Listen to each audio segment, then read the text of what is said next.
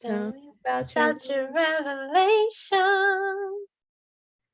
Tell me Tell about me about your revelation. ones. Hello. Hi, Hi, Diamond.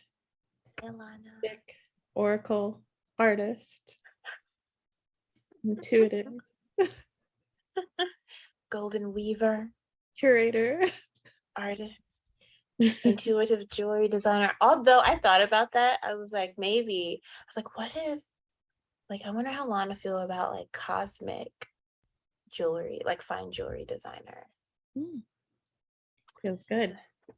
I'm like, I have a invocation for us to start with. I invoke the essence of my sacred heart. May being in my sacred heart essence allow others to fold into theirs.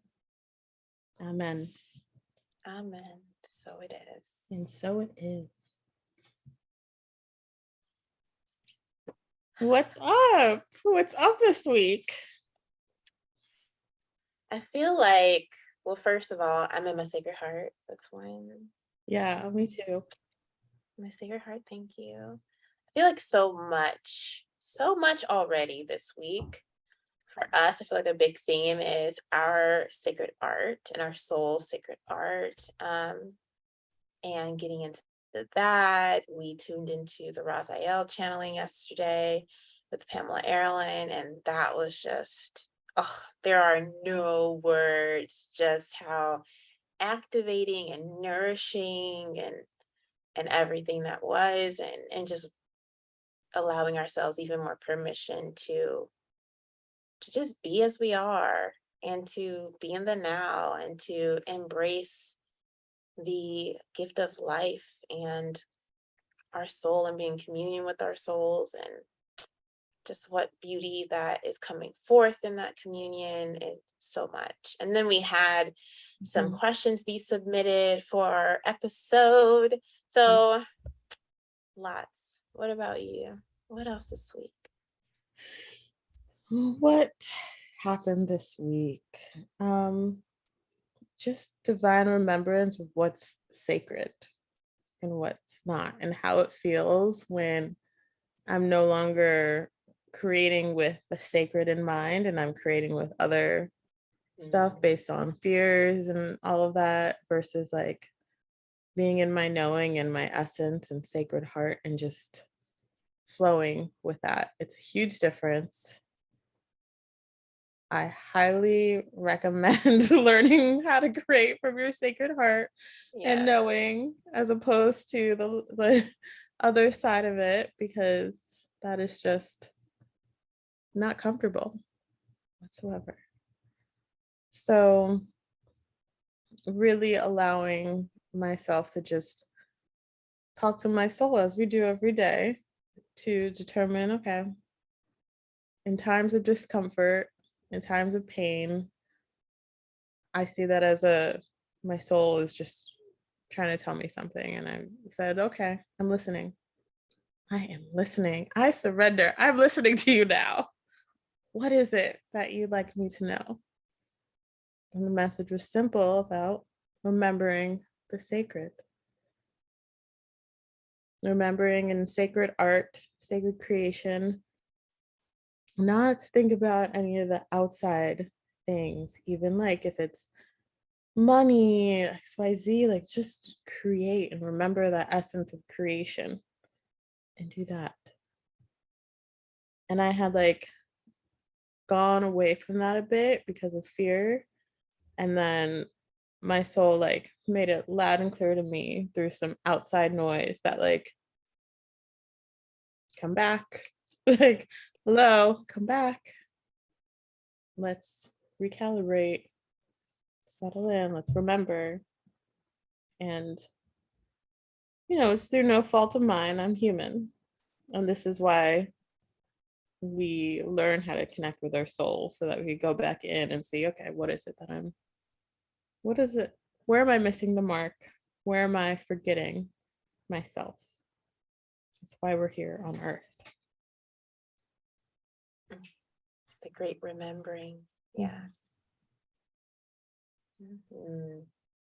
That is, I feel that, like, yes, that is so sacred. And that reminder to return to that reminder that your sacred expression, your sacred creation is that it's sacred.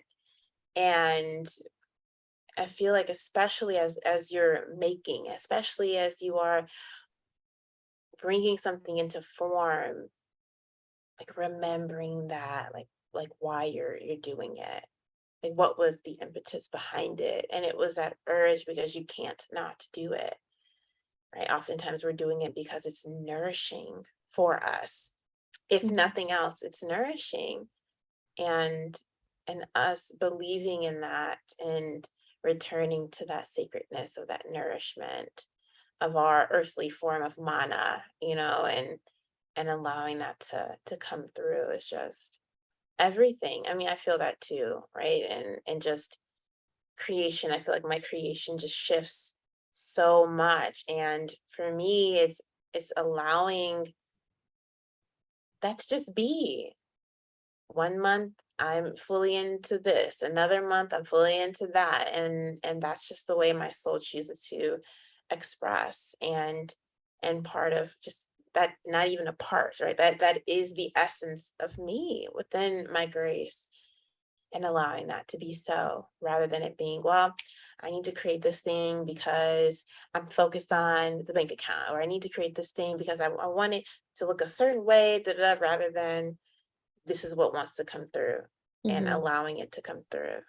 And I think it's interesting, especially as we, consider us channeling, and us as clear channels. And what does it mean to really be a clear channel?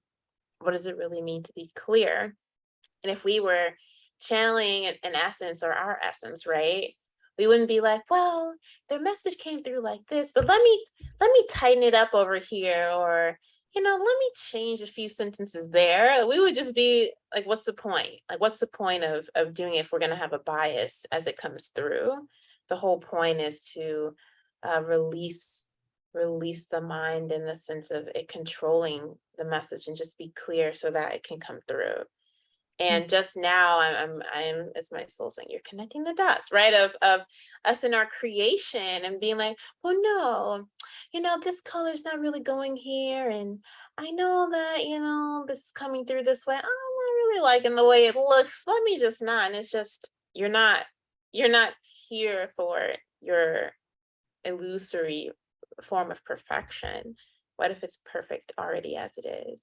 And Mhm. our role is simply to return into that essence, and essentially kind of just get out of our own ways, but flow into our own way. Mhm. Just flow, just flow. Mhm. Definitely. Some also another message that I received is that when you're creating and flowing through it, is there reciprocity? Are you feeling, you said, I think, replenished or nourished? Hmm. And it's so important to have that reciprocity. Otherwise, if there's like a lot of friction in your creation, that to me is a sign to pause and see what it is that you're missing. What is it that you're doing that has it's too forceful, or what is it that you're doing that your ego feels like it needs to do, but the soul was like, I didn't say that. I didn't say all that. So now you're in turmoil because you're creating something that is not in alignment, and now it feels like hell. So let's Oof. step back and see how we can get that reciprocity back, that fulfillment, which is so important for us as creators and artists. Yes. And I think also for, like, all of us, I think I know we are all creators. We create as easily as we breathe. And especially as our inner artists come through, and I believe we have a little inner artist in all of us that comes through in its own beautiful ways. And just nurturing that, something that was helpful for me was perceiving my creativity or creation or that force that you feel, that flow, as like living, breathing, kind of just like it needs that nourishment. It nourishes you. And that's for me where that reciprocity comes in. And you think Mhm. about they teach you in Reiki, right? And the life force energy. And if you're exhausted after, right, the whole healing process of Reiki, then you're not. There's something you're getting your own way with, right? You may not be doing it as in a loving way as you could be. And the whole point is to allow life force to come through, allow it to do what it does, and know that it is replenishing you and nourishing you just as it is wherever, whomever it's going to, wherever it's going to. Mhm. And what if we allowed our creativity, our flow, our creation force to be that for us? Like, what if Mhm. we thought about it in that way? Like, what becomes possible? Yeah, because you can tell the difference when you're not using your life force energy, when you're not using that expansive energy, because it does feel draining, and it is like you're using your own force, like within your own smaller, uh, what's a better word? Your humanness. You're using your humanness and not like the expansiveness, the universe, the cosmic force, your prana, your chi to create. And then it is draining. Then you don't have as much energy. And then you just, it's a little bit soul sucking too. It can be after you continue to try and push against this rock that barely budges rather than maybe becoming the rock, becoming the universe, and allowing that to be the force, the flow that you use in your creation. Mm. I'm feeling so like cool and calm, like in my sacred heart. I'm just like, I know, it's just like, just yeah, right. Like we just nap here. Right. I still feel that a little bit of that fire that's in there, that energy, and also that nap energy too. I'm feeling it. Hopefully, everyone is experiencing this goodness as well. Let us know. Let us know. What I was reminded of as you were sharing that, like when we're not allowing it to flow, or not allowing it to not merging with our expansiveness, our cosmic selves, and playing in our finite, humanness in our form. Mhm. I was reminded of that painting that I was doing for like 8 hours nonstop, backbreaking. And for some reasons, like I just was just like, no, not there. That's not it. That's not it. And I kid you not, I worked on that thing for 8 hours until my mind finally released its idea of like, okay, it has to, well, if we put that there, if we put that color there, then like, then what if this gets messed up? And what if that gets messed up? And I paint the most uh, just soul illuminating pieces when I have no attachment to it, where I'm just like, I'm just gonna pop some paint on. I love this color. I'm gonna do that there. No one has to see it. It's just for me. Don't care. I don't care what it looks like, what it ends up being, etc. And my soul's like, masterpiece. Right. But when I am just like, oh, I see something there. Well, then let me, and the mind gets a hold, oh, no, Mm. no. So I'm wondering, like, what's helpful for you and your creation, especially with your pieces that you create for, your clients, and you're literally infusing their soul essence into the piece. Um, like what's your, I don't say process or practice, but maybe we'll use, what are your tools, right? Your inner Mhm. tools, your soul tools that you Hmm. use to quote unquote unblock, to release your that tension that you may be feeling? You know, it's interesting. When I'm in that creation space, it's just I'm allowing just to the energy to come through me. If anything, I think my mind gets in the way when I'm like, okay, I need to finish this. I need to finish this piece. That's when my mind comes through, because it's like people are waiting. People want their pieces. Let's hurry up. Why are you so slow? Like that's what it's like. I feel like my mind is trained, and I ask my soul, like, how did my mind get trained in this way? But my mind is trained. It knows, like, this is soul work. It's just gonna so it's gonna flow the way it flows. But with respect to time, that's where my mind has not let go of yet. And still, like, price point, that kind of thing.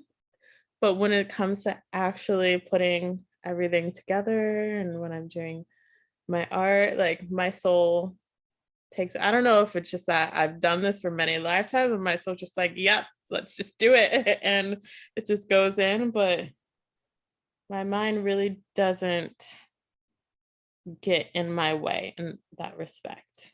Like, when I was working on your soul amulet, I allowed my mind to rush me, and then I melted a part of it. And it was really annoying. It was part of there was a chain link that melted. Yeah, there was a chain link. Maybe it was a part when I was like attaching the chain that melted, and then I needed to like cut off other chains and then start from a certain point again. And so I had to do even more work because I felt the need to try to rush, because I was pressuring myself to finish it at a particular time. And I was like, I think that's when I sent you that message about the piece, because I was like, what is going on here? Why can't I finish this? And there was a beautiful lesson and reminder around that. But yeah, that's my problem with the mind. It still is a consistent problem where I'm like, can we get this done? But what I receive reminders from my soul is that when I'm working, it's inside and outside of time. And there are also activations and initiations throughout the pieces. So it's like it's a flow between not only my energy, but like the person's energy that I'm creating for. So it's like I see a swirl and flow between both energies. And it's just, I can't force that. Like, I have no clue. I, as a person in the mind and ego, have no clue what's happening in those other realms, and why spirit is like, okay, hold off for now. Go work on this now. Like, I don't know. But my mind always wants to, like, the project manager in me is like, come on, we could do this in like 2 days. Let's finish this up. And it's like, no, we can't work that way. That's so sacred in this process. Unfortunately, I kind of wish it was part of the process, but it's not. It's not. And it's teaching the people that I create for that patience is key, that it's worth the wait, and it's divine timing. It's completely out of my control, because what happens when I rush is that I hurt myself or I melt the piece, and it's probably why I burned my leg the other day. Yeah, that's definitely why I burned my leg. Because you were rushing the piece? Because I had the time frame in mind. I was like, all right, let's do this. Yeah, it's definitely part of the reason, and also related to the owner of the piece too. But it's like, these are the types of things that happen with sacred creation. Like, you are not in charge. It's beyond you. It's you, and expansive too. So we have a lot of artists that listen to us, to the podcast, and just want to remind you that in your sacred creation, it's that forceful energy from yourself because of some silly human expectations, it's not gonna work out so well. It's gonna end up with you're gonna end up working even more. It's gonna be so aggravating that you're gonna learn your lesson. Yes. But let's see what my soul has to say about how I trained the mind to just go with it. There's a funnel that occurs when you're deep in your sacred creation where you learn kind of like a funnel of wind where you learn to just shut it all out and you're in your sacred space. So something that I did in the beginning is that I would kind of greet my tools, greet my sacred area, and I would say my sacred blessing using the soma energy. And that would invite the energy in the space and immediately just brought in that sacredness. And that's something that we should all do, whether we're like in our kitchen cooking, if we're cleaning something, but especially if we're making artwork, just to make that do a little ritual for yourself where you're lighting a candle, having some sacred scents, and then just inviting that energy, whatever is sacred for you. If there's a sacred verse for you to sing, and I would also being reminded, I would also bless the water I use in my creation to cool pieces. I would sing into that and everything. And those rituals are, I would say that they're not as necessary now because it happens instantaneously once I'm in that. Once that's how I trained my mind. And I forgot about that. So thank you for that reminder, Sol. But that's how I got into that space of like, okay, I'm in the sacred zone. This is like a temple now.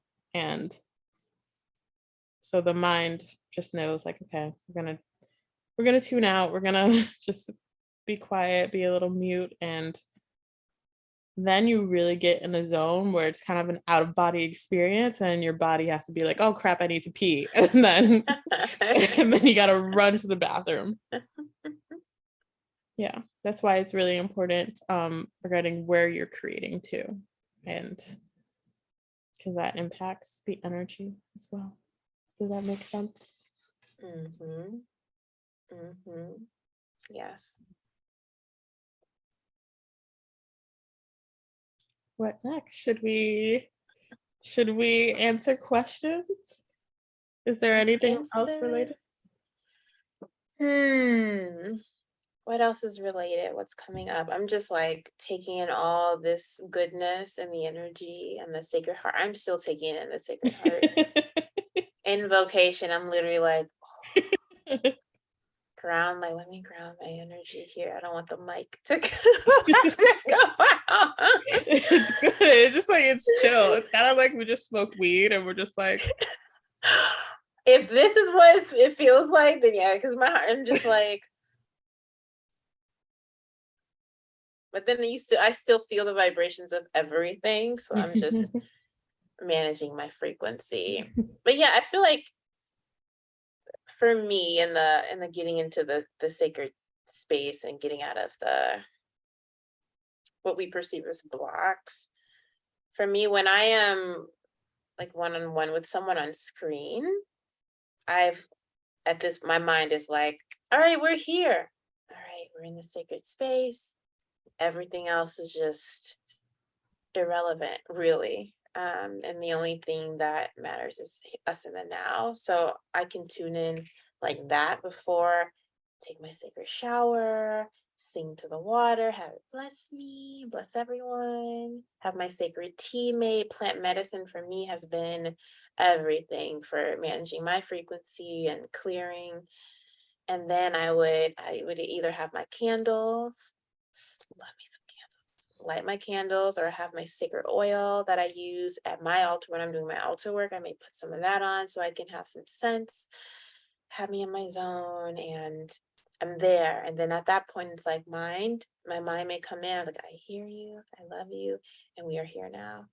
And in the beginning, I remember saying an invocation of like bringing my soul, my higher self at the time, right? Allowed me to say higher self at the time. She's like, when your soul, my soul, or the essence, or whoever, my guys whomever I need at the time to be with me, to call them in. So it's like I invoke the presence of my soul now. I am her now. She is me. We are one eternally now. And so it is.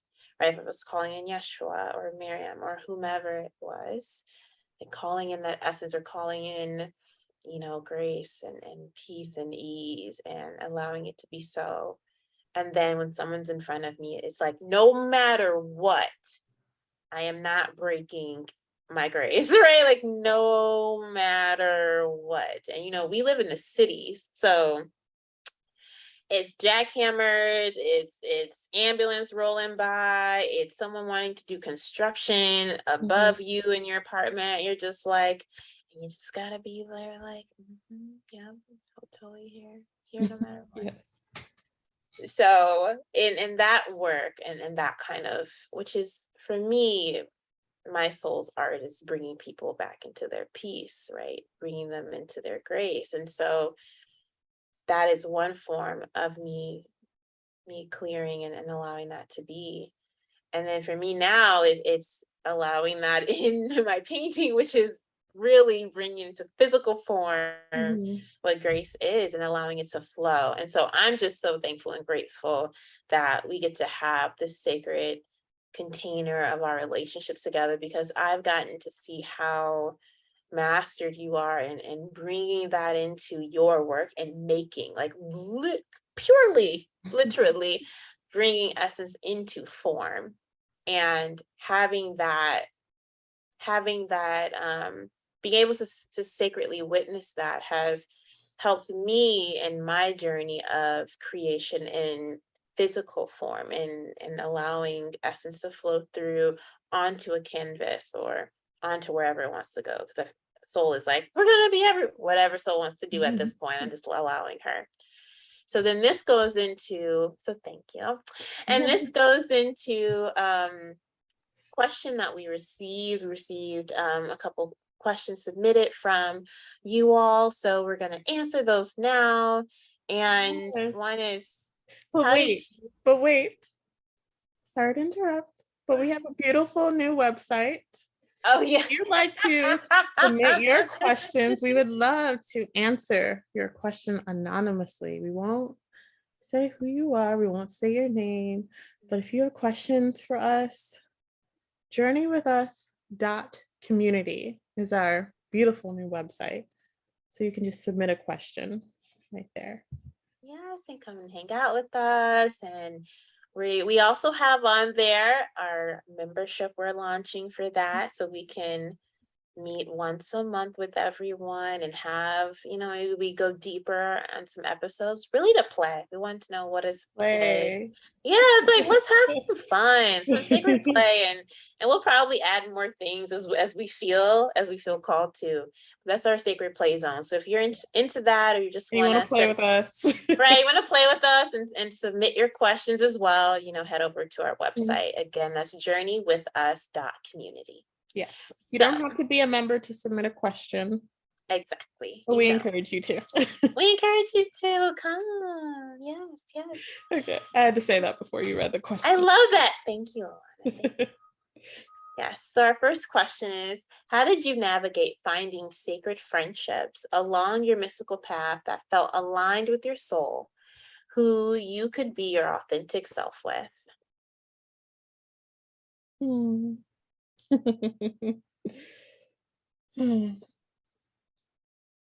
Do you want to answer first? You can go first. Okay. Let's see what I want to say.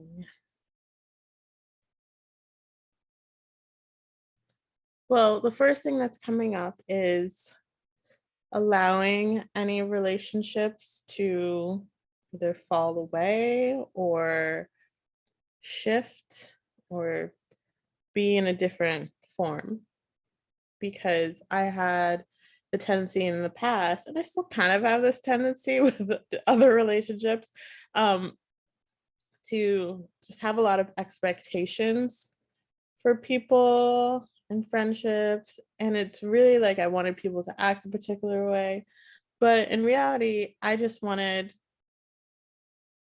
a different kind of friendship.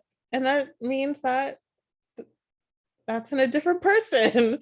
It doesn't mean that I need to just say, oh, I wish you were like this, you know?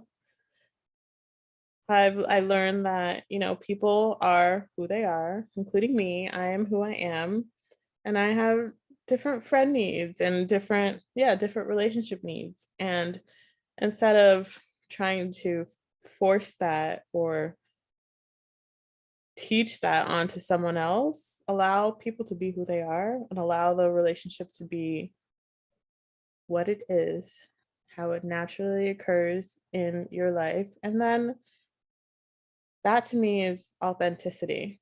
That to me is part of like the not forcing stuff. And then from there, I found that my relationships became more authentic. Like people would come in my life and it would gel more. It would be the type of people that was more reciprocal, you know? Doesn't mean that anyone from my past is wrong or terrible. It's not saying that, but looking for more of a more appropriate energy alignment. So I would say it's being real about who you're allowing in your life and who you're paying attention to and focusing on in your life. Is it reciprocal? Is it draining? And make some changes. That's the first step. The first step for me. And that's not just personal relationships, but where I'm spending my time as well. And there's more to say, but what comes up for you? Oh, there's so much to say on this one. What comes up is one, like really discerning just what we define as a friendship. What do we define as a relationship? And what makes it sacred for us? And knowing that oftentimes what's sacred for one person may not be the same for another. And also this idea of what is authentic. And for me, it's like, is it loving for me? Because we are unfolding all the time. So, really, in the sense of our culture, our human culture, our collective, authenticity could mean so many things. And so, for me, is it loving? Is it helpful? Is it beneficial? Like, does it feel like ease? Does it feel like, even if it's not with ease, that there is, as you said, this kind of like reciprocal, mutual nature of love and respect that's there? And like allowing those expectations of whatever that I have about it to be released, because a relationship is an agreement. It's two ways. You can't just have expectations for someone and, hey, I have this expectation of you, but I'm just not going to tell you. So we're just going to flow through. But, when you don't do the thing that I wanted you to do, but we didn't really talk about it, just going to get irritated. It doesn't work. Mm-hmm. So it's really looking at it, and I recommend everyone, what do you define as sacred for you? And what do you define as a sacred relationship for you? What's the essence of that? Because it's not going to look the same for everyone, and it's not maybe feel the same for everyone. So what is that for you? And Mm-hmm. how are you allowing that to come through, and you allowing that to be a main part of your discernment of, is this sacred for me? Is this not? And I know family is coming up too, right? You have so many different relationship containers, and each one is there, for you, for all of you to grow and expand in your own ways. And so like knowing what that is for you is essential, even before you're like, yeah, well, now I want to open up my whole world to everyone. You're like, hold on. If you're not clear on what that means for you, it doesn't have to, you have to have the whole thing planned out of, okay, sacred is like these 15 things, right? Like for you, right? You in this moment right now, like what is loving for you? What is sacred for you in this relationship container? And then allowing yourself to flow through in that way. And yes, like what needs to be released,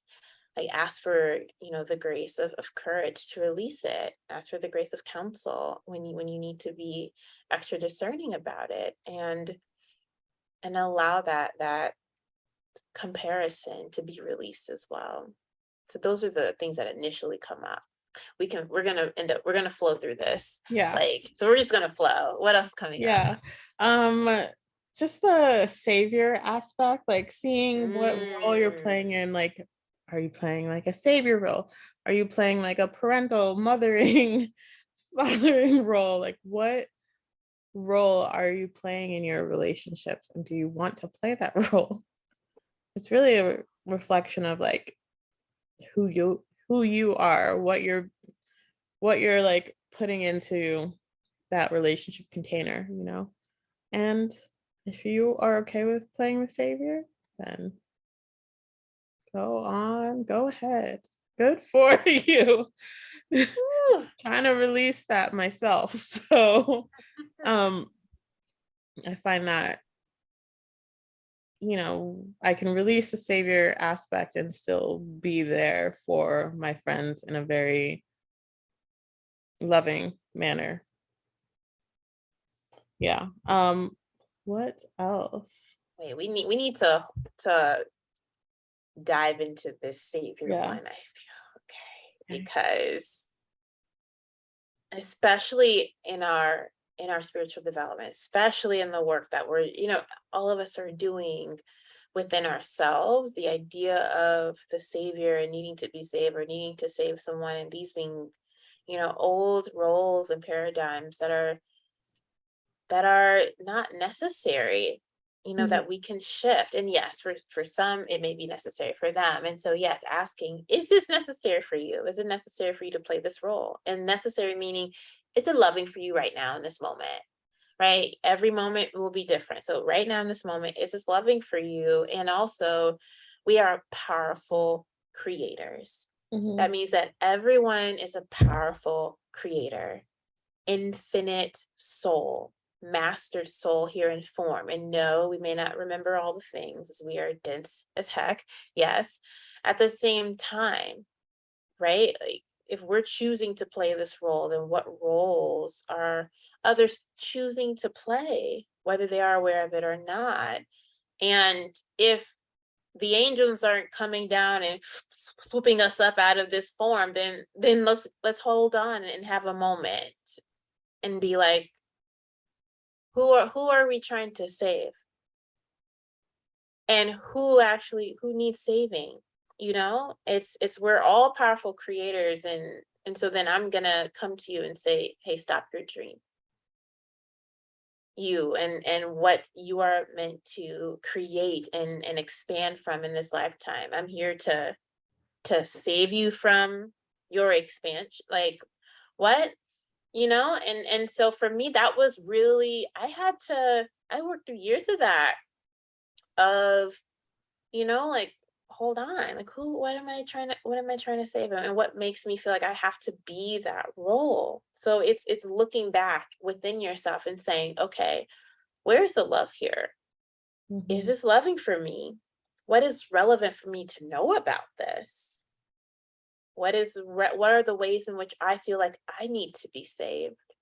What are the ways in which I feel like no one is, quote unquote, coming to save me? What are the ways in which I am disempowering myself in this and feeling like I'm helpless or I can't, you know, do certain things? And there is nothing wrong with needing support, needing help. And our journeys are not easy journeys. So let hold on. Our journeys are not easy journeys. And yes, we do need support along the way. Yes. Mhm. But saving versus support, what is the distinction there? and it's reminding me of something Yeshua mentioned. Can't remember if it's in the Course of Love or just Yeshua talking in general, of course. Or is it in the Nag Hammadi? It's something with Yeshua that I've read. Course in Miracles, who knows? Everything, right? Who knows? Shout All out the above. Right, Yeshua.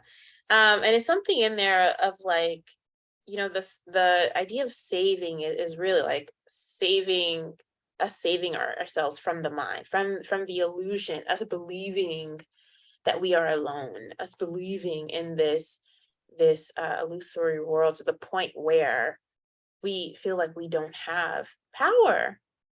And we have in our inner power. No one can take that away, no matter what is going on around you, right? No matter what the world is saying around you. And so what are the ways in which we are projecting that into our relationship containers?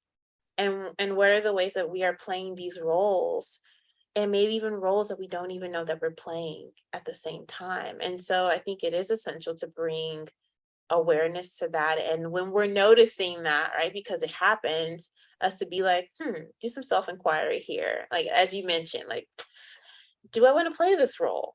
Am I done playing this role? Right? I caught it. Okay. Send yourself some love and compassion. Send love and compassion to those you may have been playing the role for. Maybe it was necessary in that moment. You felt it, that it was. You perceived it as such, as being necessary. Like, allow yourself some grace and some compassion, and then simply choose again. Spot on. What's the next question? Let's see. I mean, did we really answer? Like, how did we navigate like finding them? Oh, okay. The next step after I love that. The next step. Assessing your your current relationships.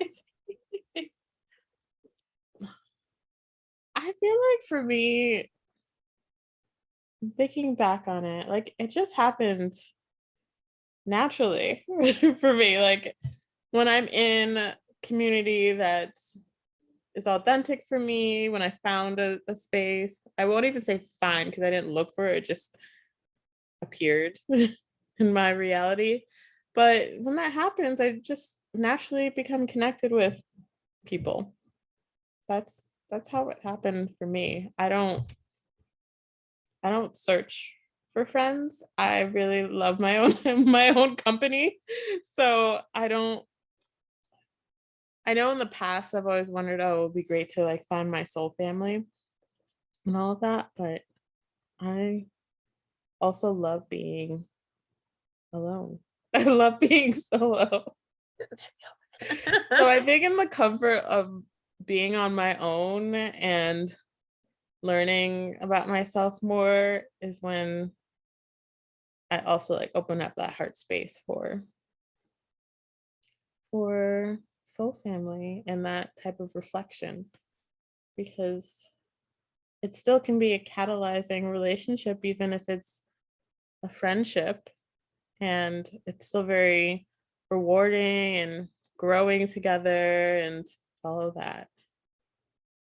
If Diamond and I weren't like both growing and evolving within our relationship, then we would like fall off. We would no longer be aligned with each other. Or like, who knows what will happen.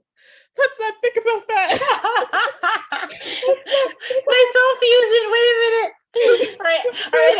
Our inner children are like, the hell? Hold on. Sorry. I'm sorry. I know. It's okay. So let's say this is just I don't even know how to recover from that. My feelings are hurt. You feel it out loud, right? Like, my feelings are hurt. My inner child's like, erase it with a wand, like cancel. Release that. Get back into our obliterate. The essence of our Sacred Heart. Sacred Heart. I know. Our inner children are like, I know. We're like, what? I said it myself, and I still surprised myself. But I was like, what? The disrespect. I know, that was so. She's like crying somewhere in my Sacred Heart. Maybe somewhere in the Sacred Heart. I can't go on this. She's like, I can't go on this podcast right now. I'm done. Okay. Okay, we'll come back into our sin. Come back. It's okay. We're gonna be together forever. So fusion. All good. All good. Clearing the energy. Clearing the space. We're good. We're good. I am you, you are me, we are one eternally. There we go. There we go. There we go. She's like doing like the color purple with your inner child. You and me will never part. Like I know. I'm still going through it on the inside.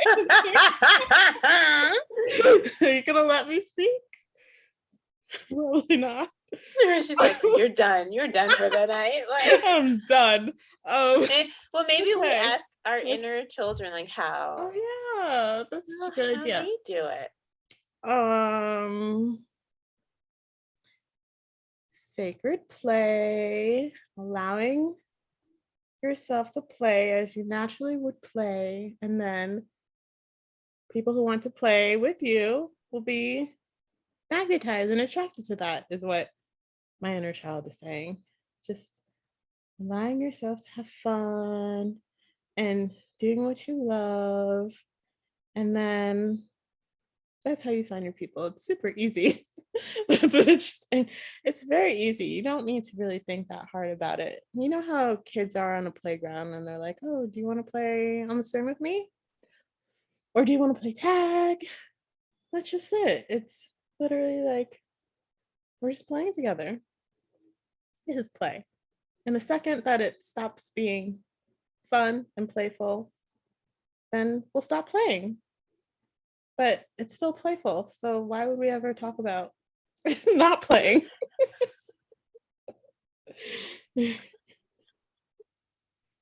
That's what my inner child says. I love she that. glares at me. She's like, it's play. It's fun. Get someone who you giggle with. You can talk about silly things with. And they can also talk about the tough stuff with, and then laugh through it. Mm-hmm. When you find someone like that, you cherish them. You don't let them go. Because that is soul family, and that's important. Inner child like, I'll never let you go. Right behind the Titanic. Yeah, I'm just saying that's rare. That's a rare kind of relationship template.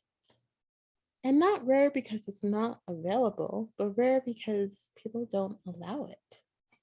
There's a type of authenticity and vulnerability that one needs to open up to and unfold onto in order to allow this sort of thing.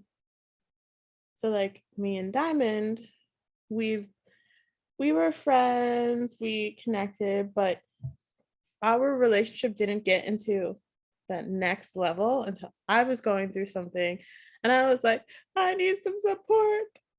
And then it just like went into like super soul sisters. Yes. And then I was going through something too, and you were like, do you need some support? And I was like, yes. Yes. So that's what happened. Yeah. I still had my like little boundary and wall up, and I think you still had your like had a little bit of something up. Yeah. I was like, okay, hi. I'm just like flowing. You're like, okay, need support. I'm like, okay. My inner child's like, yeah, that's what happened. So you'll find your people. I think just continue to unfold onto yourself and open up and be vulnerable and authentic and realize that your friends may not also be your mentors. So do that. That's another thing. Like, get a mentor, a spiritual mentor, and don't expect that from your friends. I think that's very helpful. I think that's helpful too. I love that.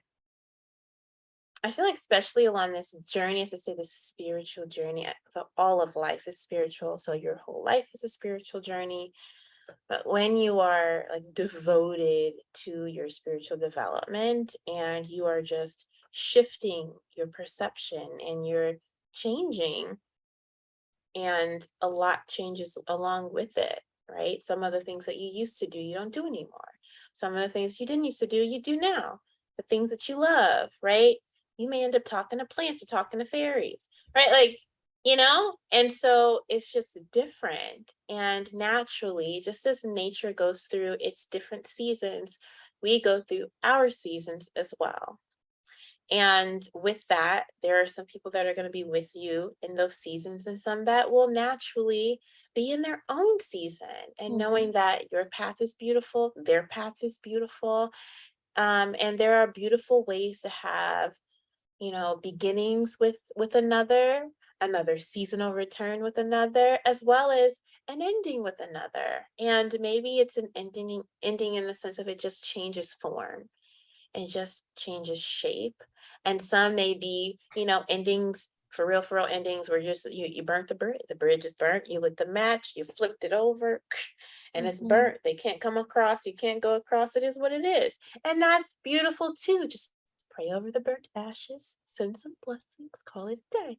Love and compassion, work through it. But these are the natural flows, and allowing that to be so without expectations that everyone around you has to understand you. That is a huge one that I think, people get caught. They don't get me. They may think that I'm weird. And it's like, if, they love you, right? Maybe they're going to love your weird. Or maybe they won't enjoy it. Okay, who cares? But when someone loves you regardless, right? Who's there with you regardless. Maybe they won't sit with you through a ritual, but they're going to be there when you need them to. Okay. And allowing that to be sacred as well, because I think we can get caught up on, well, they're not doing the same thing as I'm doing, so therefore it's not real. And it's just not true. And it will be very hard to find any relationships in that regard, let alone, sacred ones. I remember that along my journey, this was right before we connected for real. And my teacher was like, you need to have, maybe you need to connect with someone who like doesn't need anything from you, doesn't need anything from you. Y'all can just be, if you choose to be. You can just connect and be in each other's space without having to feel like, oh, like I'm coming to you for healing, or I'm coming to you for advice, or this is happening in my life and I want to be around you. Or can you channel Kaliman? Tell her what she's saying. Oh, good. Inner child. So she said, like those things, and can you just be, right? Releasing expectations of what that needs to even look like. Can you just be with someone for the sake of you wanting to just be around them and learn about them, and how's their world, and just being in that sacred communion with someone, and that being sacred. So someone may introduce you to someone while you're on your own journey, right? Either way, it's called dothework.com, in the sense of doing your own work. Okay. I think this is a common theme. Like, as we are doing our own work within ourselves, right? And working through our own triggers, the things that light us up, what brings us life, what we no longer enjoy, what we want to release as we are doing our own soul work. The soul just guides you, and knowing that in divine time, things will unfold as they're meant to unfold. And you also, while you're quote unquote doing the work within yourself, right, you're going to be reading something. You're going to be maybe joining a community that may feel sacred for you. Or for me, early on in my life, I just created whatever I wanted. I didn't see it, I created it, period. I wanted a community where women could connect. I was like, okay, I had my good friend Karen, we created it. That's what we did, right? I wanted something else, it wasn't there. Okay, I'm going to create it. So if anything in your life as well, I'm not saying you could just pop up, create, you know, a whole person friendship kind of thing. I mean, anything's possible, but not forcing it. But you can be creating community, creating communion in that very sacred way. You being open to that, to the organic, or my soul is saying, not organic, natural flow of life, and that being a sacred expression for you. Maybe it is for some of you as you're creating sacred bonds or sacred spaces for people to then find their soul family too, right? Like Alanna and I, we wanted to share. We wanted our space where we could talk. We're like, okay, podcast, awesome, right? I think you came up with that, did you? You did. I did. Yes, she often comes up. She often comes up with, do you want to do this? I'm like, okay, and like, all right, we can do that, right? Just because we want to play, and so it goes back to play. Don't take it so seriously, and when you need support, ask for support. That's the other thing.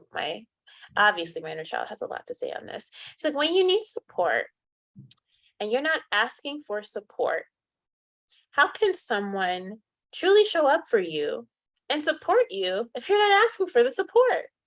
She's saying, she's like, are you the friend that everyone goes to when they need support? But when you need support, you'll be like, I'm too afraid to ask, or no, I can't ask, it's going to burden someone, or oh no, I got to be the quote unquote strong friend. Are you that person in your relationship, friendship, relationship with your fam, relationship, she said, with your lover or non-lover? She said, no judgment, do you? You know, like, are you allowing that openness to occur naturally? And she said the last thing is with Yeshua. Yeshua's just here today, and this was definitely in A Course of Love, and talking about love. And they said the love that you withhold from another is the love that you withhold from yourself. What you withhold from another is what you're withholding from yourself in one form or another. Doesn't mean you have to go out like everybody. Everyone doesn't have to be your friend. No. But you having that openness in your essence for love, for just oozing as the love that you are, no matter what, right? And allowing that to just do its thing, because we are love. And love is just, there is no lack in love. It is giving and receiving endlessly. It just is nourishing in and of itself. So ask yourself, when you are feeling or perceiving yourself as missing out on something or not having a sacred relationship, ask yourself, where within yourself do you feel like you're missing out on yourself, where you don't have a sacred relationship with yourself? And send yourself that love and compassion, and know that that is being expanded even beyond you. And he said, Yeshua, now, how can you ever be alone and not in a sacred relationship when I'm literally there with you, stalking some of you in the bathroom, like, hey, I'm here, right? Of course, Yeshua. He's like, literally, like, I'm here. I love you. I'm holding you. Your guides are here. Your angels are here. Your ancestors are here. Your Mother Earth is here. Gaia is here. Nature is here. You know, your plants are here. All of these are sacred relationships for you. And they are all waiting for you to simply ask. Just ask. So inner child says she's done now. Okay, I will read the next question. When you first started on your journey and began building a sacred relationship with your soul, how did that impact your relationships with your family?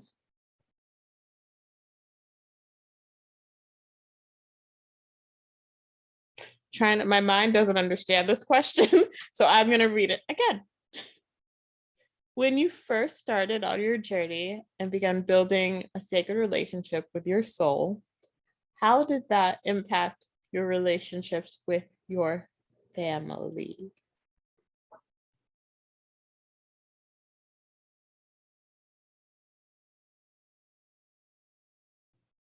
I think the reason why I'm having this reaction is that I love this question. First of all, I think I'm having a hard time processing it because there's some like separation language, and I'm trying to like be like, Do you want me to begin?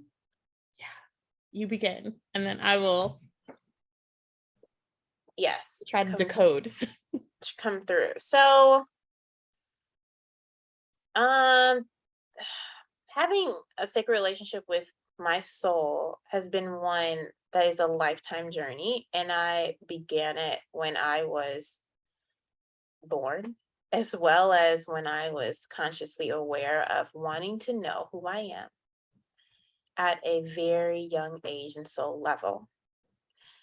And so for me, that seeking and then devoting myself to creating a deeper knowing with my soul, to having that with my soul, that devotional journey and my spiritual journey, that just deepened. It just deepened along the way. So for me, nothing and no one was going to prevent me from having a sacred relationship with myself, period. So that meant no matter what or how my soul chooses to express, at the end of the day, I was going to have that bond relationship with my soul.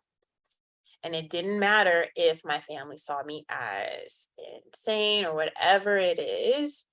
It didn't matter because for me and my life's journey and my path, that's when I had been seeking and been devoted to forever. So nothing was going to prevent that. And at the same time, right? Of course, there are moments where, along this journey that things have shifted. I mean, I stopped drinking at one point because I was going deep into the mysteries and I didn't want any distractions. Not even if, I'm doing my ritual work on, let's say, a Sunday night, but I'm going out maybe with fam or friends on Tuesday before. I'm not going to have any drinks. I want to be clear that entire week leading up to it. So certain actions or behaviors will shift. The way that I approach problem solving in my fam has shifted as well. And so with that, yes, you have some family members that may think that, you're out there. Some people, I didn't learn the word woo woo till, 2021, woo woo, whatever it may be, like, oh no, she's not dealing with that anymore. No, she doesn't come around when we're doing XYZ anymore. Like those things for me were just, they are what they are. And again, this is none of my business. Am I in my own business? God's business, somebody else's business. So what someone else thinks of me, yes, while it may sting at certain points, it's not going to deter me from my path. So that's one. Another is, I feel like, and Alanna, I don't know if this is also true for you, so you let me know. As I've been on my journey and, as like my family's beautiful. They've always been like, you could be whatever you want to be, do whatever you want to do. So like set the backdrop for that. And then me just being very strong-willed individual and determined. I think as I have grown in my own way, in my own work, and shown up as I show up, no, we're not perfect in the sense of what humans deem to be perfect, right? We are perfect in essence, yes. And yes, there are going to be moments where you may be out your grace, but then you're going to get back, right? But more often than not, showing up, as the grace that I am and allowing that to come through, the more and more that I'm me along my journey, I feel like it allows them to be themselves too. So even if there were certain perceptions of me or who I am or what that means, or things they agree with, things they don't agree with, or things they just don't understand, that along my journey of just being me, I don't know how to put it. It's like your light, your light. And then they're like, okay, that's the way she shines her light. Well, then what does it look like for me to shine my light? And so it just allows, I feel that it just allows people to just see a different way of being, and they get to choose what that means for them in their life. And so I feel like as I've been healing, and as I've been doing my own soul work, they've been doing their own soul work too in their own way. And no, it may not happen overnight, but I kid you not, like, everyone is in their journey, and everyone is looking at, well, what does it mean to be in a loving relationship with myself? What does it mean to be in a loving relationship and sacred relationship with my family? What are my energetic hell yeses and my energetic hell nos? And I think as every person goes along their journey, they get to decide that. And by you going on your journey, or whomever is listening, that trust and belief, someone around you, family, friend, whomever is around you, as you are shifting, that is allowing them to shift in their own way too, regardless if you agree with it or not, regardless if they're on the same path with you or not, regardless if it looks a certain way for you or not. They are all shifting in their own beautiful ways. And you just sometimes get to be the catalyst for that, or the activator, or that, or just simply the light for that to occur. But that's a byproduct that happens when you yourself are along this journey of having that sacred relationship deepened, because you already have it, but deepened. So that's what came up there. You let me know how your mind is doing. No, it's not my mind. I realize that there's many layers to this. Mm-hmm. Like I don't know if the person who asked this question is going through this, or this is more of like a collective thing that I'm picking up on that I need to just state. But I'm feeling heavy. Maybe like other people are going through this. That it's like, please forgive me for my words. Please just like cover my words with a blanket of grace if Yes. you're not able to receive the Kali in me. But this reeks of seeking approval, wanting approval from your family. And so when I read it, my soul was like, what does that have to do with anything? You ask about your sacred relationship with your soul, and then you make it not sacred and ask about the impact of your relationships with your family. When it's sacred, what is sacred for you in this moment with your relationship, with your very personal, intimate, deep relationship with your soul? That to me means that that is the utmost priority. That is the most meaningful relationship for you at this moment. And then we got to do our human thing and drag it down by needing to get approval from other people. What? That was like, what does that have to do with anything in your sacred relationship with your soul, with you? You're going to let other people and dynamics get in the way of your sacred path in your soul? I'm sorry. I just have to. The Kali me is just like, what? Yes, go ahead. Go ahead. Yes, what? Yes. Like, one thing, whether it is your like first starting your relationship with your soul, first getting to know yourself, is that is like paramount. That is like the number one thing that you need to focus on before you think about any other relationship, unless you have children. That's like my only, like, if you have children, yeah, Yes. But I would also say maybe not. Maybe your relationship with your soul is the most important, and then your soul will communicate parenting advice. What do I want to say about seeking approval? Okay, I'll bring in a story from my humanness. When I when I learned Reiki and everything, and I was so excited about Reiki and just like doing this healing energy. It was super early into my journey, and I was like, oh, I can't wait to tell my family about this, but they're like super Christian. Are they gonna think it's witchcraft?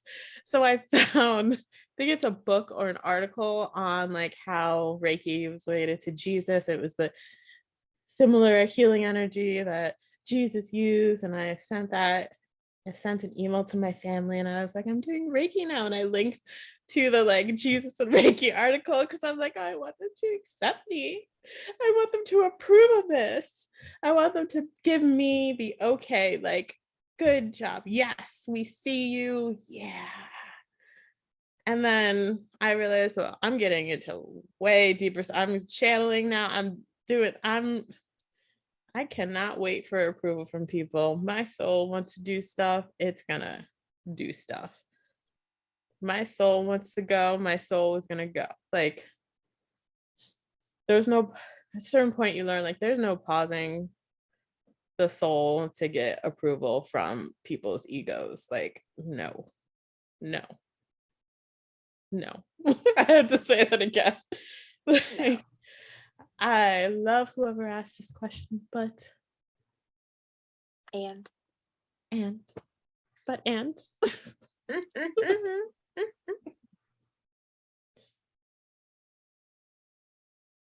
You do not need approval from anyone when it comes to your sacred soul journey. That immediately causes a split and a separation within me. That's why it was so hard for me. Like, I couldn't even, the words didn't even sink in because it was immediately like, so I stared at it for a long time as Diamond was talking.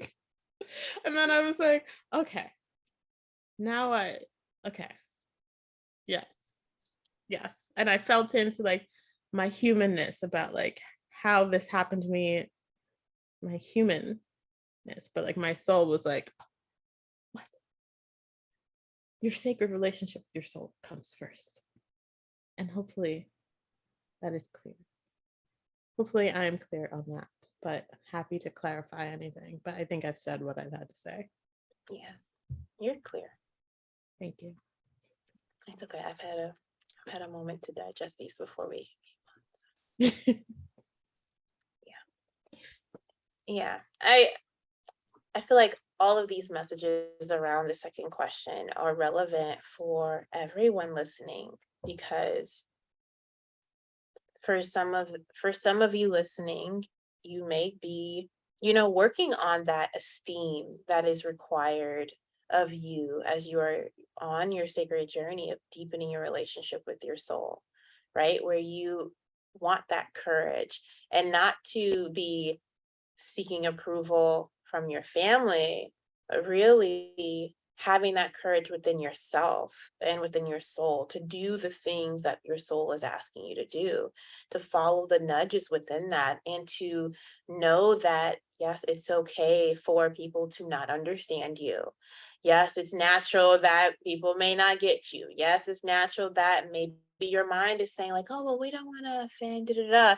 Well, at the same time, how can you not follow your soul? If you're listening to this at this point, right, your soul has led you here for a reason. It'd be different if you were just out there in the ethers and you're not listening to this, then okay, maybe there's something else that needs to happen for you in order to get to that point. And that's perfectly fine, because your soul is the guide and the initiator for you, right? But for those of you who are listening now, right, like, what more do you need in order for you to take sacred action, and to, even if it's considered a tiny step for you, take that tiny yet significant step for you to be more of who you already are, for you to say hell yes to your soul, for you to be in the middle of the kitchen doing your thing, making your sacred sauce or your teas or whatever it is for you, lighting your sage and enjoying your communion, your sacred soul time, regardless of who sees you, doesn't see you, approve or doesn't approve. That's for them and their soul to journey through together. That's for them to work through their own stuff, right? You may be reflecting something about them that they are not ready for, but that's their perception. That is not your reality, nor does it have to be your reality. So you get to choose. And yes, for me, for us, there is no relationship more sacred, more essential, more profound than the one with our souls. There is nothing. There is nothing that will ever compare. There is nothing that will ever deviate me from that. Ever, ever, ever. No, never. And so ask for that fire of Kali to be lit within you. Give your fears to Kali. And don't give her your small fears. Give her your big one, the big scary ones, the ones you think, if I am my full self, then all else dries up. I'm out here, butt naked on the street, whatever it is. And for some people, they may enjoy being butt naked on the street. So if that's your thing, then, living your truth, I'm here for it. But that's a common fear for people. If I'm my full self, then like business goes away, or I lose my job, or whatever it is. Like, put that on your altar and give it to Kali for her to devour for you. Okay. She literally eats pain and suffering and fears. Okay. Like, give it to Kali so she can snatch that up, burn it away. Okay. And for you to step into the power that you already are, and for you to be who you already are, for you to say hell yes to your sacred journey and to your soul. Like, you can pause the podcast as you're listening and do that and be that. And so it is. And so it is.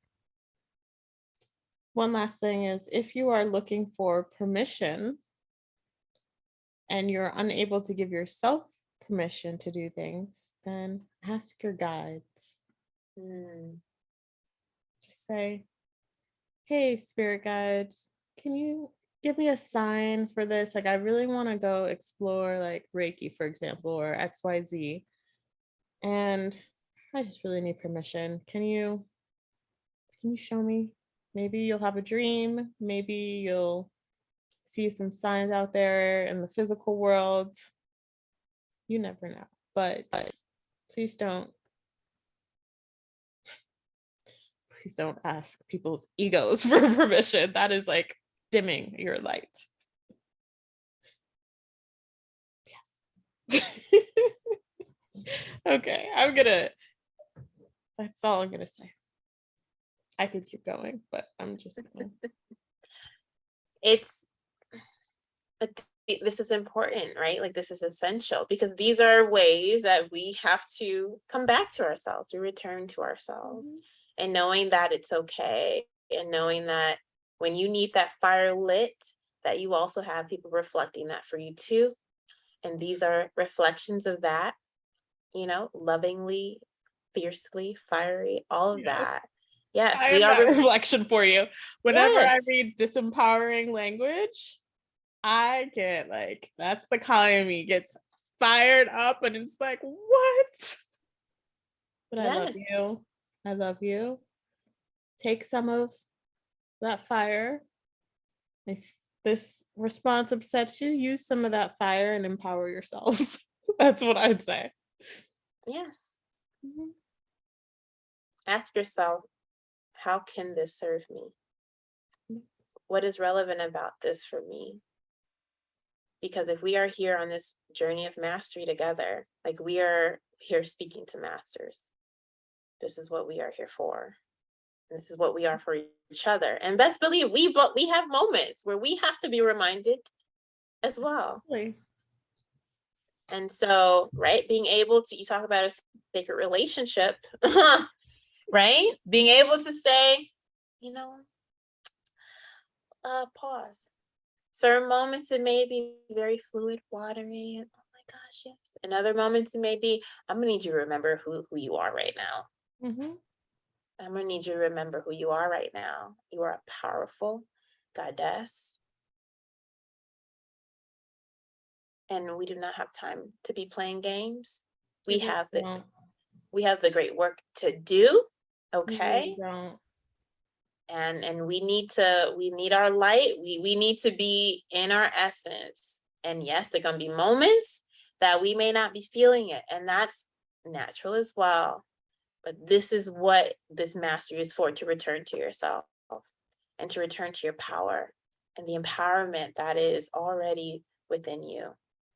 And so again, sacred language, talking about sacred language, how we talk to ourselves, how we talk to each other, the words that come through. And ask yourself, when you are writing something, reading something, hearing something, feeling into something, does that feel empowering for you? Does that feel loving for you? Does that feel like your essence for you? And if it does not, then allow yourself to release it and burn it away. What do you have to say, Alanna? This is a collective message for Yes. everyone. We do not have time to wait for other people to catch up anymore. We've never had time for that, but like we especially now, we cannot wait for people. We cannot slow our growth for people to catch up. People will catch up in their own time. Perhaps that it's needed for you to go on your own path for them to catch up. And it's also none of our business either. That's an inside job. Whatever what other people choose to do with their souls and their relationships with their own souls. There is zero time for us to drag our asses and be like, oh well, who's gonna, what if my parents react to this? What if my sister doesn't like me anymore? What if my boyfriend breaks up with me? What if my teachers go away? Yeah, that's a good thing, because you will be able to access so much more of your soul, your spirit, when you're no longer dimming it to seek other people's approval. And this is so important right now. Many of you are in so much pain because you're constantly trying to fit into places where you have just outgrown. You're too big for that. Your light is too strong for that. It's like trying to fit into pants that are like 10 sizes too small. Does that make any sense? No. Look at you. I'm so fired up about this because this concept needs to die. Give I it love to it. me. Yes. Give it to the Kali. Set up your altar. Set up a physical altar. If you are unable or too lazy to do that, then create an altar in your mind's eye and give it to whoever you'd like to give it. Give it to me. Give it to, I'm channeling right now, me, Kali. Give it to Yeshua. Give it to whatever guide. Give it to your soul. Do not hold on to this any longer. It is not serving you. It is draining you. It is holding you back from your growth and your expansion that you've come here to earth on to do.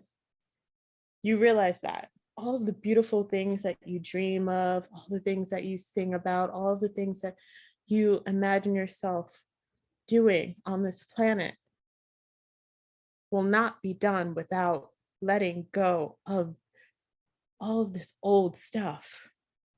Why is there such a need to hold on to the old? Is it because of lack of faith? Where did you learn that from? It is no longer necessary. Just release it. You know that there have been situations in the past where you've released things and then better has come. Or did it not? Do you have that much of a lack and scarcity in your hearts that you don't believe that something better and something more aligned can come along? So you'd rather stay in this position where you're not authentic?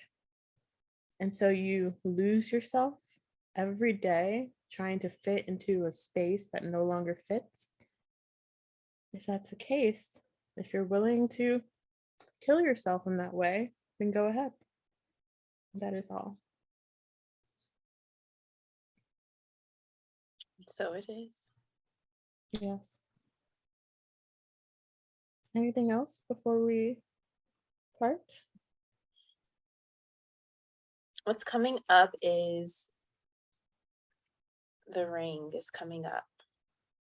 The eye is coming up.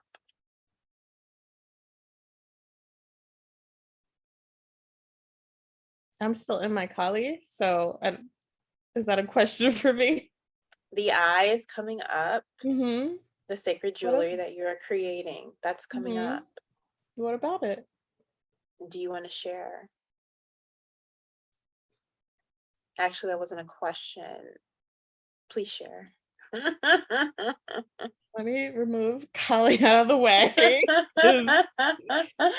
Kali's like, I am still here. Yeah, she's definitely still fully here.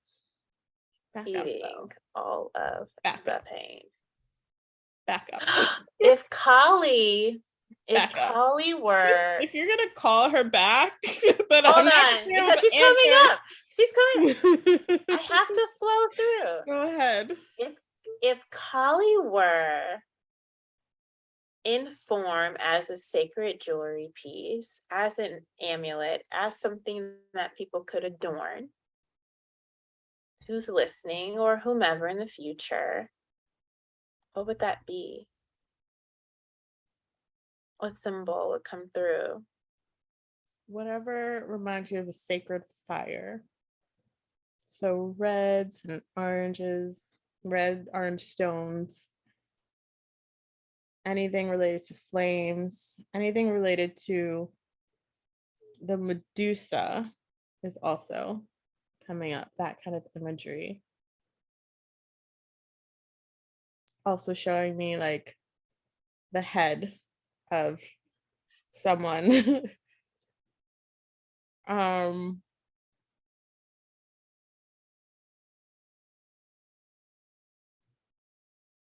She's like, I am in everything and in nothing. So you cannot contain this essence. But if you would like some imagery of me, think of your most terrifying fears, is what she's saying. And then give it to me. Thank you, Kali. That is how you all can work with Kali as you build your altars externally or in the physical as well as internally. And we definitely recommend that you do work with Kali this week during this time. I'm gonna dismiss her now. Not that she's ever gone, but not ever gone. Yes. You don't need to be here right now because I'm going to continue to consume everyone. Let's go back into the Sacred Heart. That was my Sacred Heart, but that was just my Sacred Heart on fire. I almost spit out my water. Let's go back into my Sacred Heart. I just have like Mary Magdalene being there, like coming through. Let's go back into my soul. I was in my soul, but you know what I mean. Yeah. You're shifting frequencies. People are gonna be like, what the we're channels naturally, so yeah. But that needed to come through. And I'm not I feel are like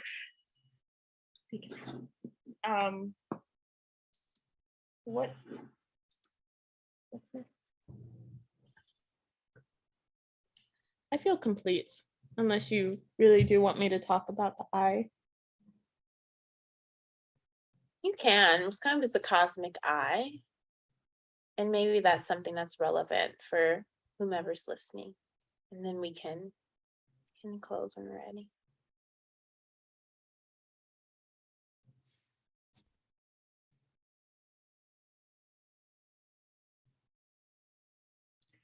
What I'm seeing is for homework or for play, it's to draw an eye. Draw what your belief of a cosmic eye is, and then tune into that energy.